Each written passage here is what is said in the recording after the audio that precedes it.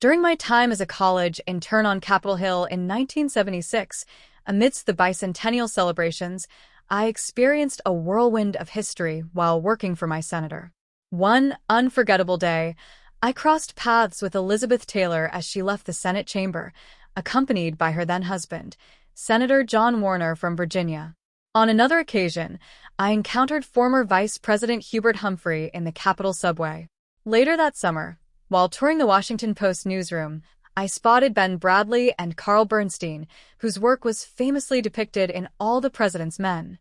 However, my most cherished memory from that remarkable summer was meeting Ethel Kennedy at a picnic she hosted at her renowned estate, Hickory Hill, in McLean, Virginia. With her recent passing, I found myself reflecting on that day nearly 50 years ago. At 48 years old, and the mother of 11 children, Ethel exuded energy and charisma.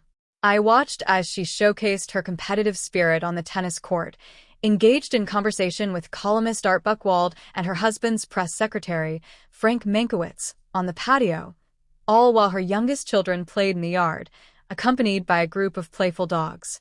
The atmosphere reminded me of the idyllic Camelot days, filled with touch football on the lawn and lively parties, including one where JFK's advisor Arthur Schlesinger ended up fully clothed in the pool. Ethel graciously welcomed me, and I expressed my admiration for her and her family. Years later, as a graduate student at the University of Virginia, I would spot Ethel and her brother-in-law, Senator Edward Kennedy, on campus as they attended the law school graduations of her sons Robert Jr. and Michael, just like their father and uncle had before them.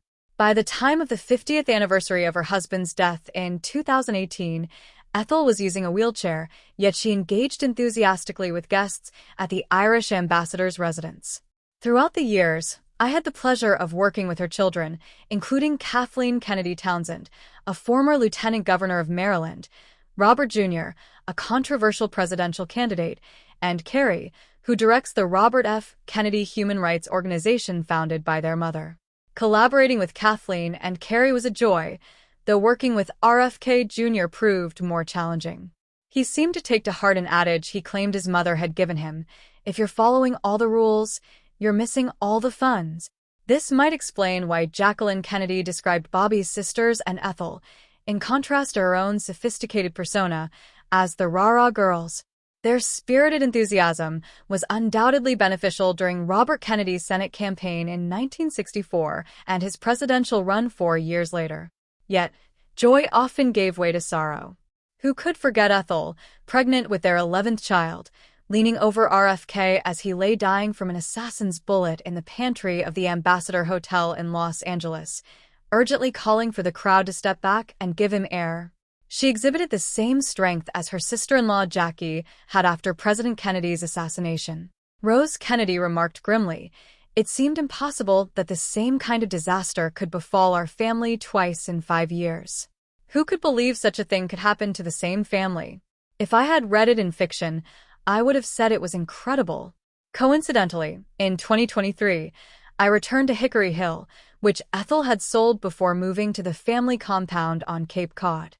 I attended a dinner hosted by its current owners, who had extensively remodeled the estate after the Kennedys' lively residency.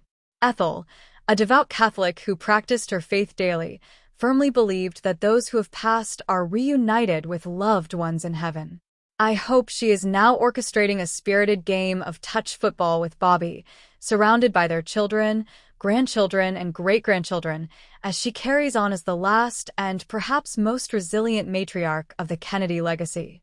Dr. Barbara Aids Perry, who has written extensively on the Kennedys, serves as the J. Wilson Newman Professor and co-chair of the Presidential Oral History Program at the University of Virginia's Miller Center.